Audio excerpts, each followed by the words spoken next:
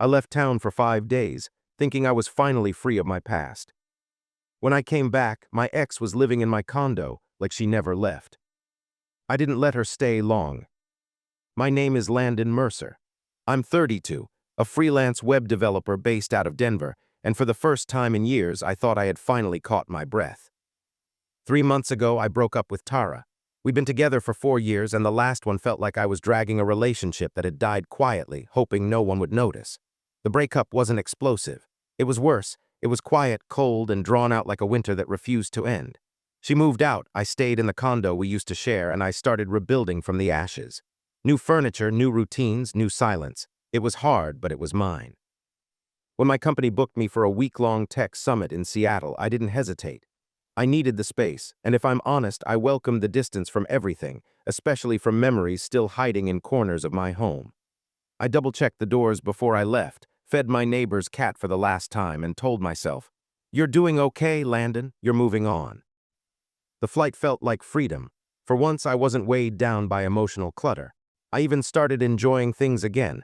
Espresso on the go, late-night coding with city lights outside my hotel window, laughing with new people. My shoulders didn't feel heavy. I didn't wake up dreading the day.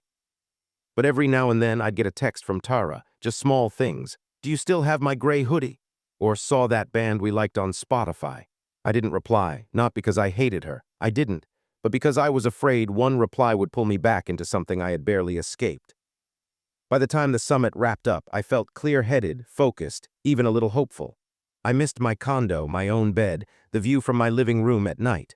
I rolled my suitcase through the airport with a half-smile. I was finally ready to live without looking over my shoulder. I had no idea that someone had been looking over mine the whole time. The Uber dropped me off just after sunset. The familiar buzz of home wrapped around me as I dragged my suitcase toward the front steps. I was tired, but it was the kind of tired that comes from doing something good for yourself. Healing tired, satisfied tired. But when I reached the door, something felt wrong. The porch light was on. I never leave it on.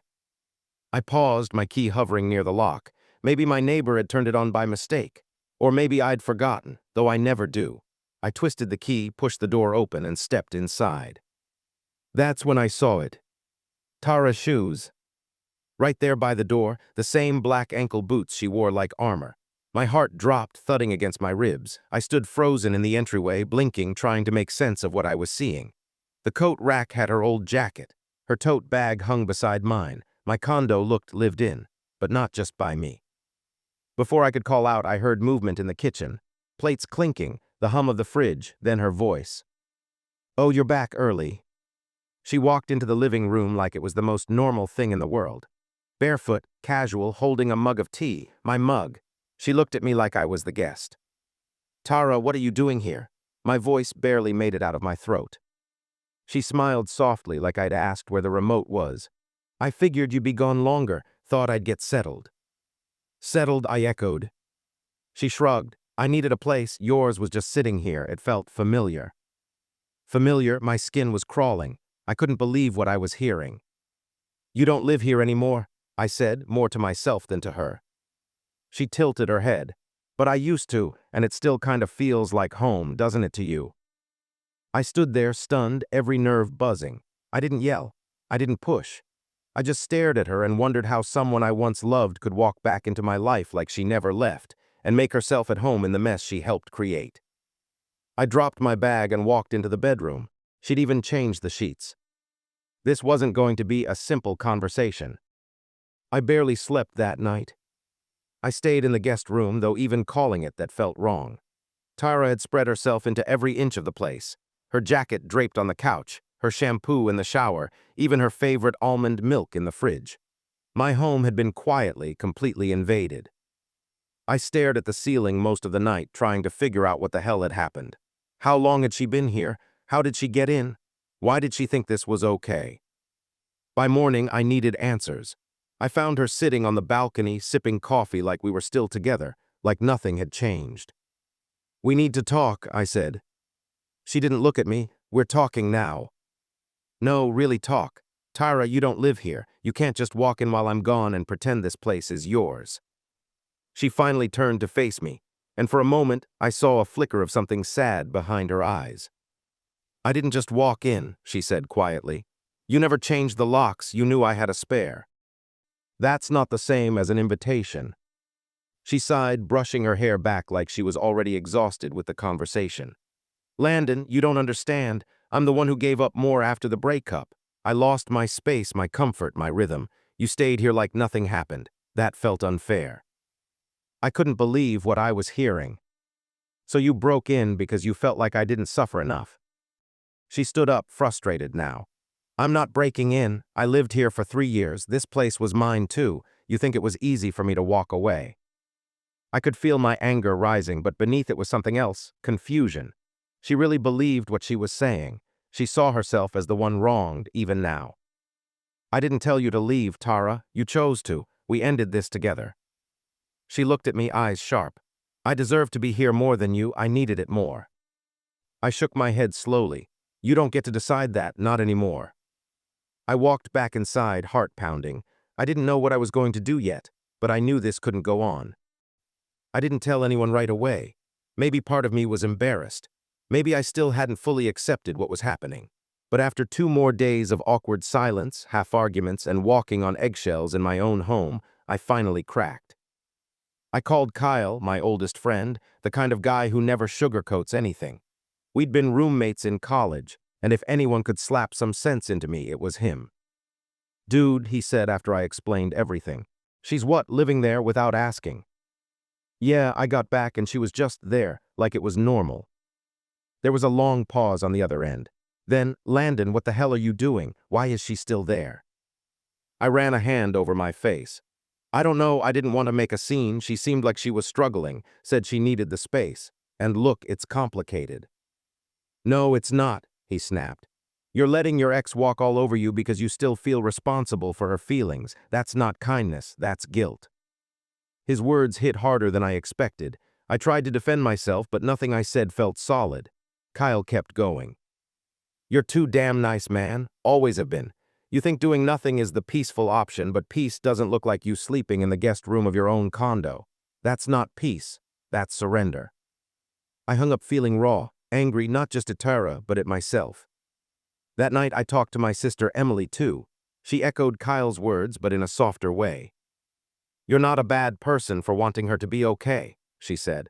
"But you're not okay either, Landon. You can't keep making room for someone who doesn't respect yours." After that call, I sat on the edge of my bed for a long time. The lights were off. I could hear Tara in the kitchen again, humming like nothing was wrong. And suddenly I didn't feel confused anymore. I felt tired, not the kind of tired sleep can fix, but the kind that tells you something needs to change. Because Kyle was right, Emily was right. I wasn't being kind. I was being afraid to choose myself. That night was the breaking point. After my calls with Kyle and Emily, I knew I couldn't keep pretending this was okay. But I wasn't ready to throw Tara out either. Every time I tried to bring it up, she deflected or got emotional. She made me feel like I was the heartless one for wanting her gone. I needed space, just a moment to breathe. So I packed a small overnight bag, grabbed my keys, and left. I didn't even tell her I was going. I just walked out the door like I was heading to the store. But instead of turning left, I went straight to the parking lot. My car was parked under the street lamp, and for the first time in a long time, it felt more like home than the condo did. I reclined the driver's seat, pulled my hoodie over my head, and stared at the ceiling. It wasn't comfortable. It wasn't warm. But it was mine. No one was brushing past me. No one was leaving their toothbrush next to mine like they belonged there. I'd never felt so alone, and yet so oddly clear. Around midnight, a group of kids passed by on skateboards, laughing. Their voices echoed through the lot before fading into silence again. I couldn't sleep. My neck ached. My stomach growled, but I stayed. I thought about everything, about Tara, about how easily I'd handed over my space, my peace, my boundaries. And for what? To avoid being mean, to avoid conflict. I remembered the version of me from before the relationship, quiet, yes, but certain. I used to love my solitude. I used to be good at protecting it. Now I couldn't even sleep in my own bed without feeling like an intruder. At some point, maybe around 3 a.m., I sat up and whispered to myself, "What am I doing?" The answer was simple: I was hiding. And I was done hiding. By sunrise, I hadn't slept a minute, but my mind was steady. I drove down the street, grabbed a bad gas station coffee, and sat in the parking lot until I saw the sky turn pink behind the mountains. That was the moment I decided. Tyra had taken over enough of my space, enough of my life. She wasn't going to take another night. I drove back to the condo just after 8. The streets were quiet and the world looked softer in the morning light, but I wasn't soft anymore. Something inside me had settled overnight, and it wasn't anger, not really. It was resolve. Tara was still asleep when I walked in. Her sneakers were at the door again, her phone charger plugged in beside the couch. For a second, I just stood there, watching the morning sun pour in through the windows. It used to be my favorite part of the place.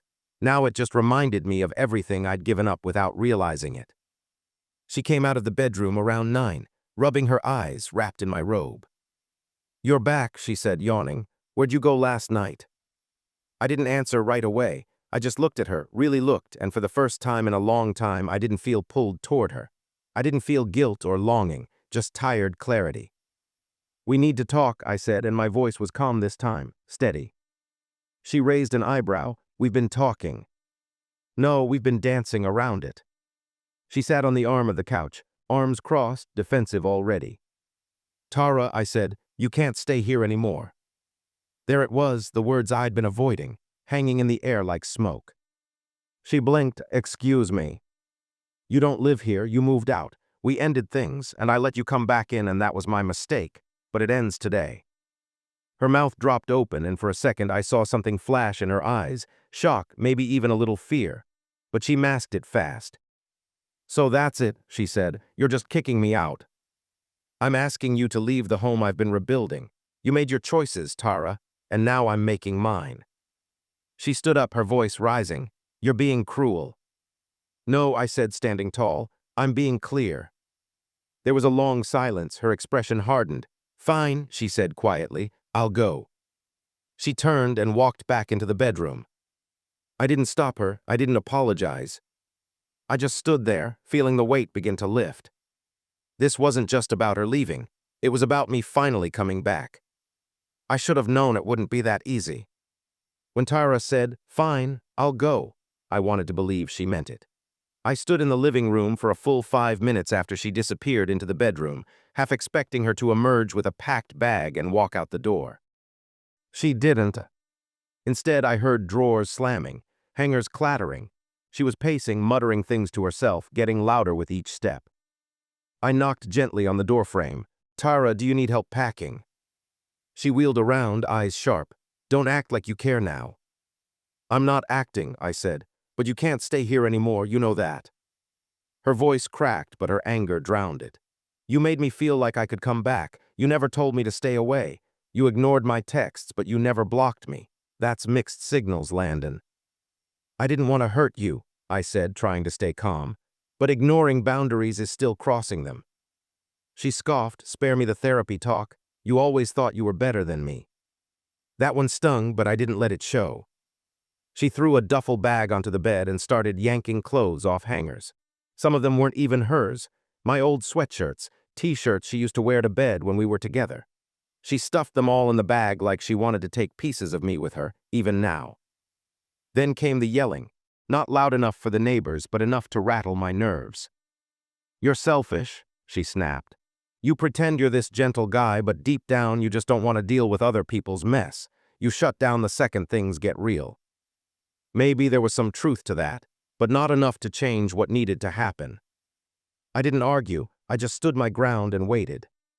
She finally zipped the bag, stormed past me, and slammed the front door so hard the wall trembled. The silence afterward was thick, heavy. But it was mine. For the first time in weeks, I exhaled and didn't feel like I owed anyone anything. The hardest part was over. At least I thought it was. The silence didn't last long. My phone buzzed nonstop the next morning.